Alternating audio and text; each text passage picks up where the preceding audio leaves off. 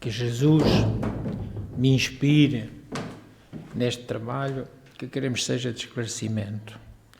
Não sei antes dizer-vos que ainda temos, da última pintura mediúnica da nossa casa, alguns quadros. Nós precisamos olhar para estes quadros de uma maneira diferente de quando olhamos para uma pintura vulgar. Porque eles são mediúnicos. E se são mediúnicos, têm influência dos espíritos.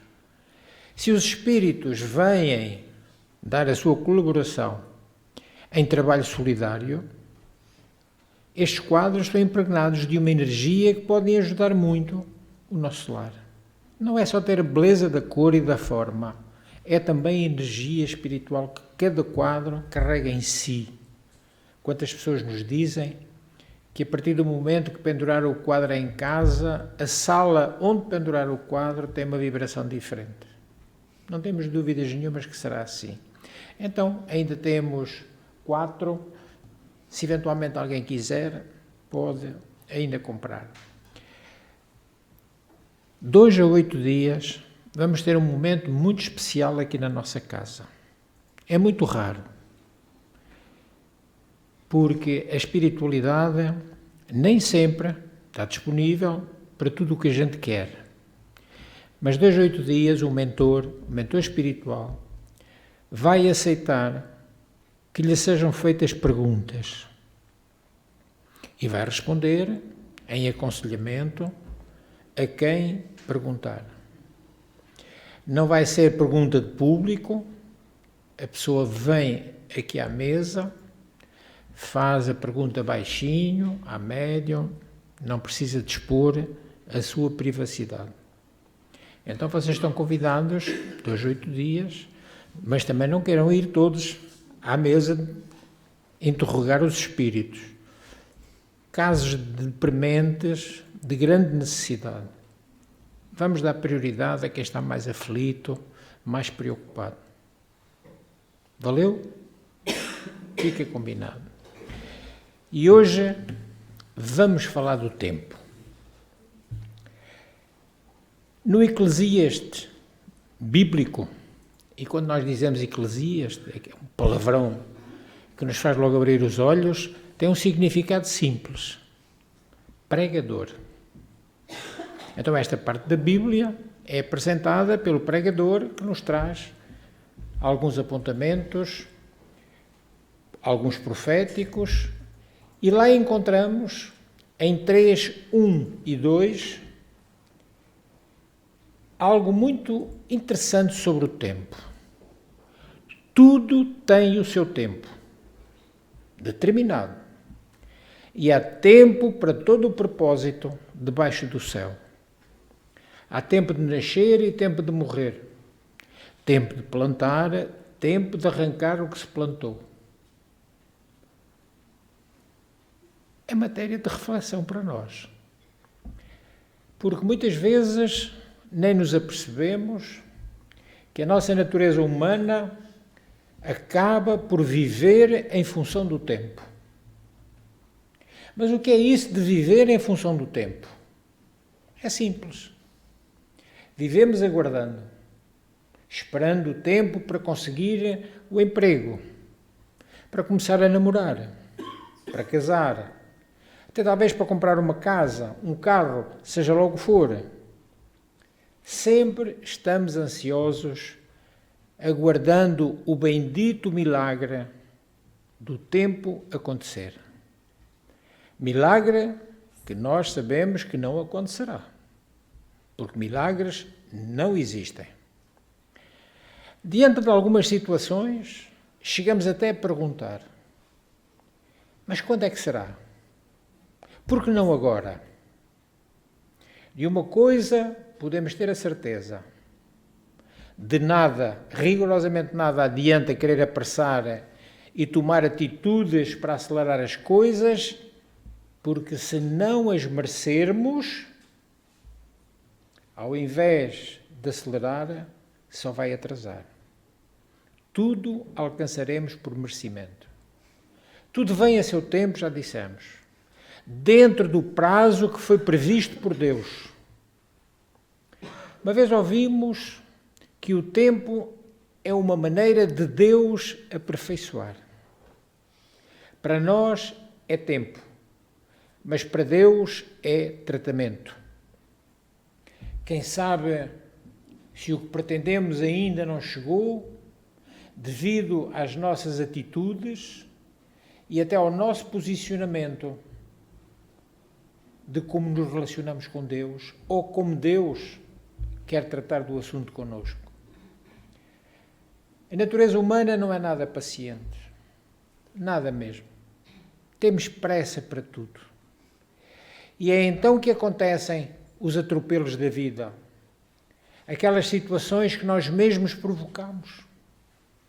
E provocamos pela pura ansiedade, porque não soubemos aguardar o tempo certo. Alguém poderia dizer, mas quando é esse tempo certo? Como é que eu vou saber quando esse tempo certo vai chegar? Basta observarmos os sinais. Se o fizermos, nós sabemos. Quando for o tempo, sentiremos tranquilidade, alegria. E já não temos mais angústias, não temos mais tristezas, apenas e só mergulhamos numa paz total. Geralmente, quando alguma coisa está para acontecer ou chegar até à nossa vida, pequenas manifestações do cotidiano vão nos enviar sinais, indicando qual o caminho certo, porque agora é o tempo certo. E precisamos contar que mesmo Deus vai nos direcionar para o caminho certo, indicando precisamente que agora sim, é a hora, é o tempo.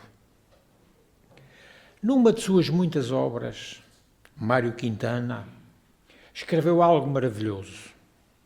Ele que foi um dos mais importantes poetas brasileiros do modernismo.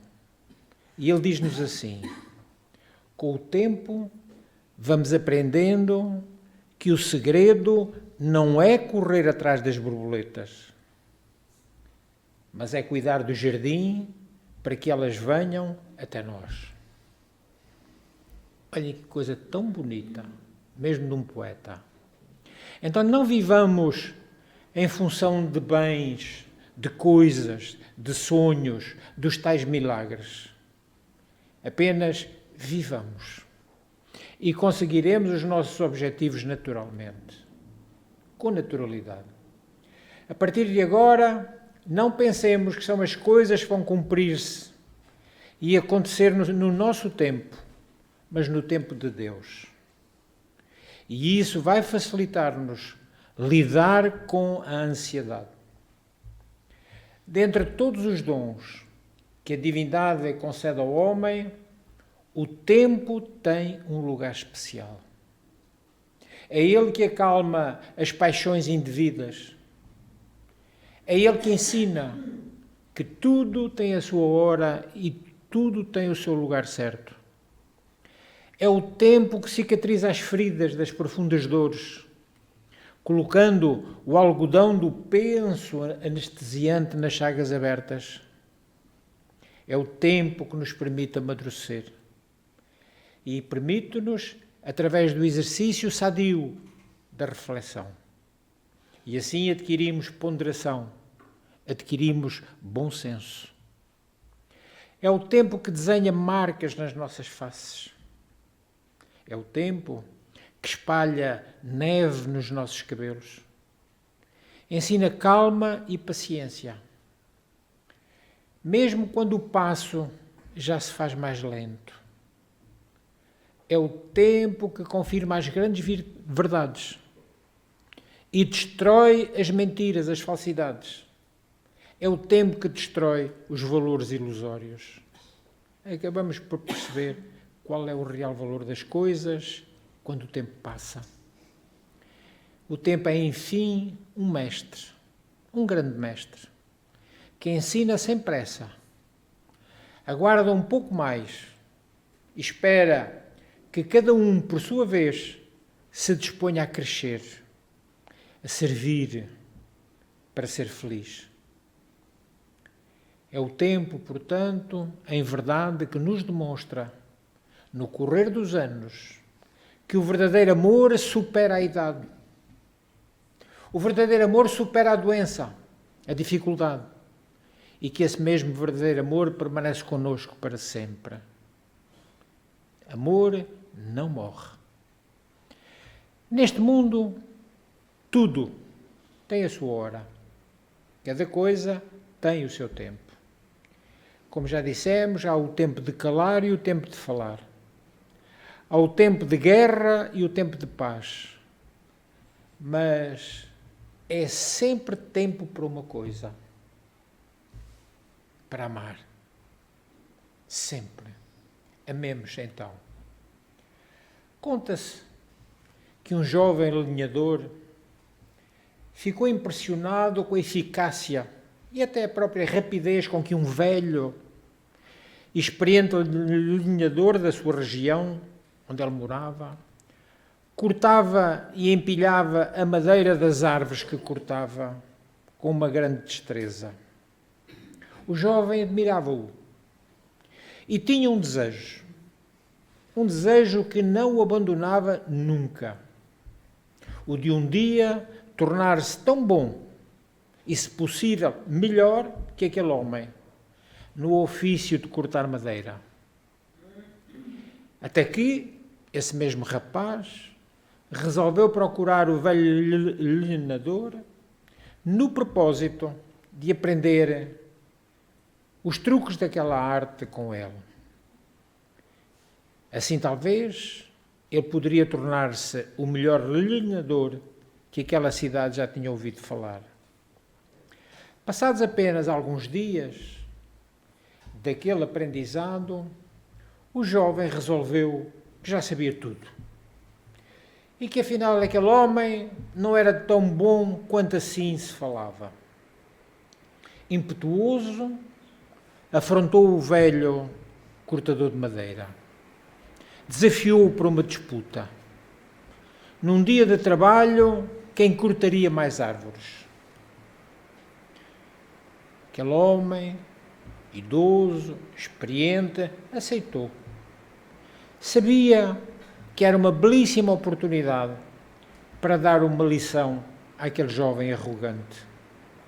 E lá se foram os dois decidir quem seria o melhor. De um lado, o jovem, forte, robusto, incansável, e ali mantinha-se firme, cortando as suas árvores sem parar. Do outro, o velho madeireiro, desenvolvendo o seu trabalho silencioso, tranquilo, mas também com firmeza e sem demonstrar nenhum cansaço. Num dado momento, o jovem olhou para trás a fim de ver como estava o velho madeireiro e qual não foi a sua surpresa ao vê-lo sentado. Sorriu e pensou: além de velho e cansado, está ficando tolo. Por acaso ele não sabe que estamos numa disputa? Estamos concorrendo um contra o outro? Mas prosseguiu cortando lenha sem parar, sem descansar um minuto. Ao final do tempo estabelecido, um dia, encontraram-se os dois e os representantes da comissão julgadora foram efetuar a contagem e a medição da lenha cortada. Para a admiração de todos, foi constatado que o velho homem havia cortado quase duas vezes mais árvores que o jovem desafiante. Este, o jovem, muito espantado e até irritado, perguntou-lhe qual era o segredo para cortar tantas árvores, se uma ou duas vezes que ele parara para olhar, o vira tranquilamente sentado. O idoso, ao contrário, não havia parado para descansar uma única vez. E ele disse-lhe: todas as vezes que tu me viste sentado, eu não estava simplesmente parado descansando. eu estava afiando o meu machado. Reflitamos sobre o ensino trazido por este conto. Obviamente que com um machado bem afiado, o poder de corte do velho lenhador era muito superior ao do jovem. Este, embora mais vigoroso em força, certamente não percebeu que com o tempo o seu machado perdia o fio e com isso perdia a eficácia do corte.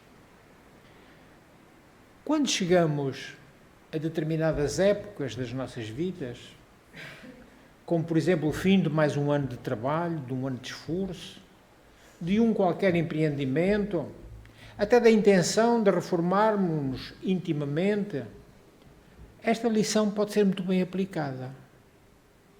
Será que não é tempo de nós afiarmos o machado? Embora achemos que não possamos parar, que tempo é dinheiro, que vamos ficar para trás, perceberemos, na prática, que se não pararmos para afiar o machado, de tempos a tempos, não conseguiremos êxito. E o que é afiar o machado? Não é apenas dar descanso ao corpo, é refletir, avaliar, limparmos a nossa mente, reorganizarmos o nosso íntimo. Amolar o machado é raciocinar, usar a nossa inteligência para descobrir se estamos usando nossas forças da melhor maneira possível.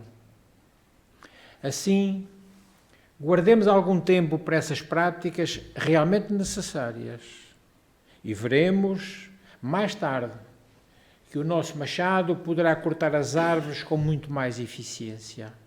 E o cortar as árvores é resolvermos as nossas dificuldades, ganhando, assim, o tempo que é tão precioso. Tudo leva o seu tempo, sobretudo para aprender, para compreender e depois praticar. Só então é que saberemos. Lacerda era um homem que vivia sempre apressado. Todas as manhãs tomava o seu café em pé, porque se considerava sempre atrasado. E sempre afirmava, o tempo é precioso. E corria, e corria, e corria. Antes de sair de casa, atirava as coisas para dentro da sua pasta, deixava o nó da gravata todo torto, colocava o casaco no ombro, tudo porque não tinha tempo para perder. Vivia apressado. Dizia que o tempo que passa nunca mais seria recuperado. E é verdade. Há um provérbio chinês que diz que há 3 coisas que não voltam: o tempo, a palavra dita e a flecha atirada. E é verdade, não voltam para trás. Aquele homem, por vezes, criava transtornos na própria família. Programava um passeio e era o caos. Ele tinha pressa e exigia que as crianças decidissem rapidamente o que vestiriam e até o que levariam. Mas quem não decidia aonde iriam passear era ele. Não tinha tempo para pensar. O importante era apanhar o carro e sair, sem perda de tempo. No caminho, enquanto dirigia, logo ele decidia o percurso. Claro que isto causava transtornos, uns atrás dos outros. A esposa ficava entristecida e as próprias crianças sem saber o que fazer. Se levavam roupa para a piscina, ele decidia dar um passeio no campo. Se levavam bicicletas para andar no parque, ele acabava por parar na piscina do clube. E certo dia, como sempre, saiu de casa a correr, tanto que quase atropelou um senhor de idade madura que passeava tranquilo na calçada. Fez sinal ao autocarro que vinha, abriu a pasta apressado, pegou as moedas necessárias para pagar ao cobrador e entrou correndo no transporte coletivo. O que ele não percebeu é que, ao abrir a pasta, vários papéis caíram no passeio. O homem que passeava e que ele quase atropelou, viu os papéis, apanhou-os. Verificou que se tratavam de avisos de contas para serem pagas nesse dia. Todos os avisos traziam a pensos os correspondentes cheques para pagamento. E aquele homem, tranquilo e sereno, pensou: as contas têm que ser pagas hoje, sob pena de multa, com certeza, e até protestos dos valores que ali estavam. Os cheques estão aqui, eu tenho tempo. E aquele homem dirigiu-se ao banco, calmamente, tomou a sua vez na fila e efetuou os pagamentos. E estava quase a sair, quando o bom do Lacerda entrou, como sempre, correndo na agência bancária, sem cumprimentar ninguém, não há tempo para cumprimentos, sem sequer se sentar, foi gritando ao gerente com uma voz rápida e alterada: Almeida, preciso da sua ajuda. Quero cancelar uns cheques que perdi. Foi quando o velho homem tranquilo o reconheceu. Aproximou-se e falou-lhe: Senhor, não precisa. Eu encontrei os cheques que perdeu, bem como os avisos de cobrança. Como eu tinha tempo, já fiz os pagamentos. Olhe, tome lá os comprovativos. E o Lacerda, aliviado, fez um rápido palavreado à laia de agradecimento e, quase tão rápido como quando tinha entrado, saiu correndo outra vez porque precisava de recuperar o tempo perdido. Quantas vezes perdemos tempo quando corremos?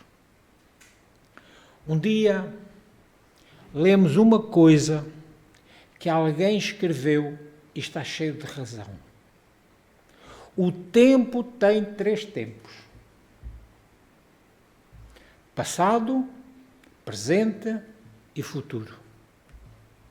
Quando esses tempos são vividos em excesso, qualquer deles, conduzem a grandes desarmonias.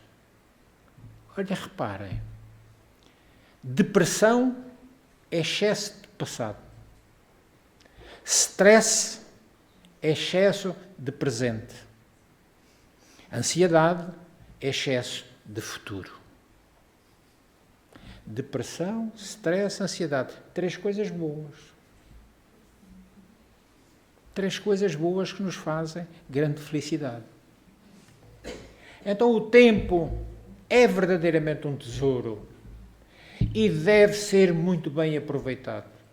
Mas a pressa nem sempre indica um bom aproveitamento desse tempo. Por vezes, devido à pressa, faz-se necessário repetir tarefas, porque elas ficaram, em função da pressa, mal feitas. Aproveitar bem o tempo é saber administrá-lo, de forma a que todas as nossas tarefas sejam feitas por ordem de prioridades, sejam executadas da melhor e mais correta forma. E aproveitar bem o tempo é saber dividir as horas para o trabalho, o descanso, o lazer e estar com a família. Aproveitar bem o tempo é saber viver as horas com equilíbrio.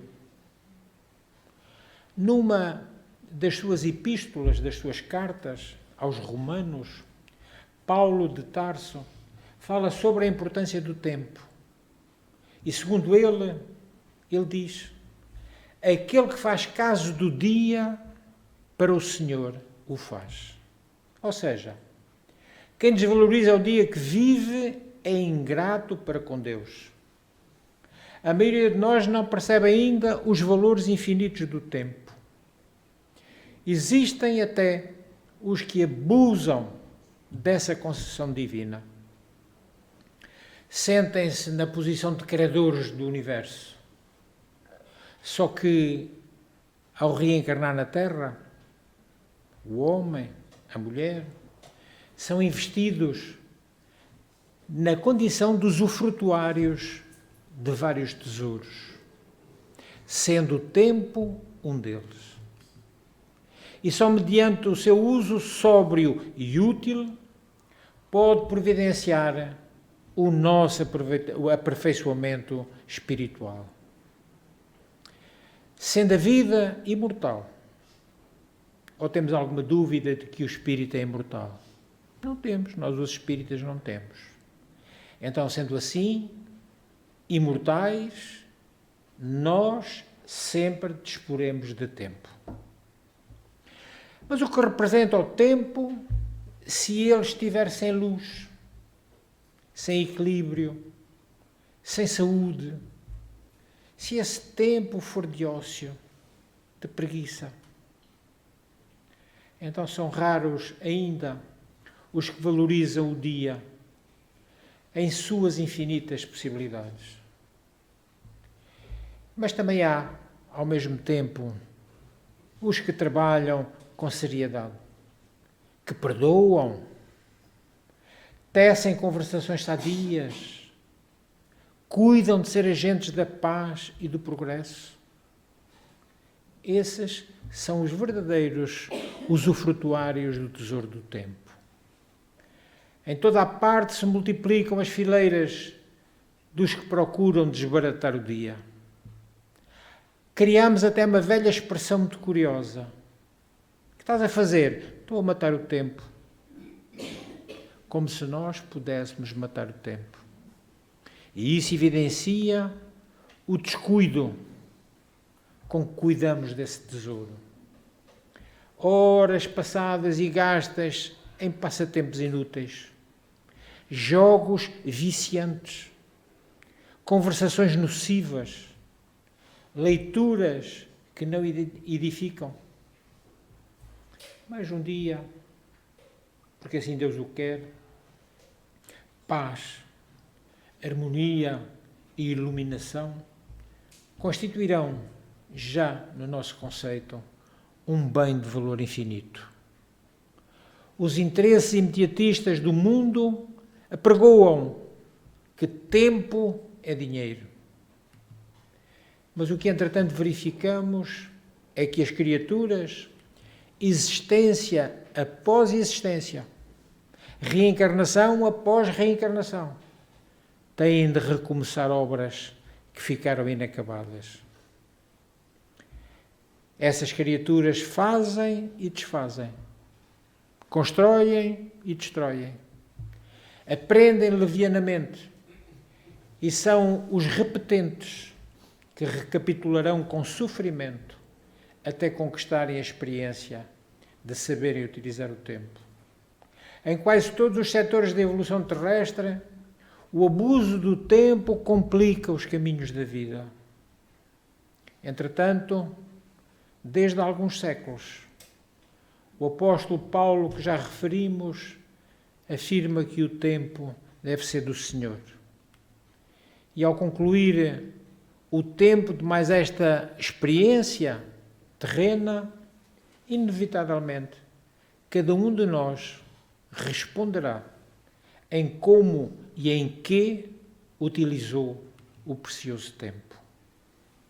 Se vivemos em paz, no meio das tormentas do mundo, que são tantas, teremos sido bons senhores do próprio tempo. Se tivermos eleito o que nos merecia dedicação em dado instante e o fizemos serenamente, teremos vivido com o propósito do aprendizado, do aprender a ser, na desafiadora tarefa de construir, na nossa intimidade, através do tempo, o reino de Deus. Na figura da linguagem tantas vezes utilizada por Jesus. Conquistai o reino de Deus. Pela vossa atenção, muito obrigado.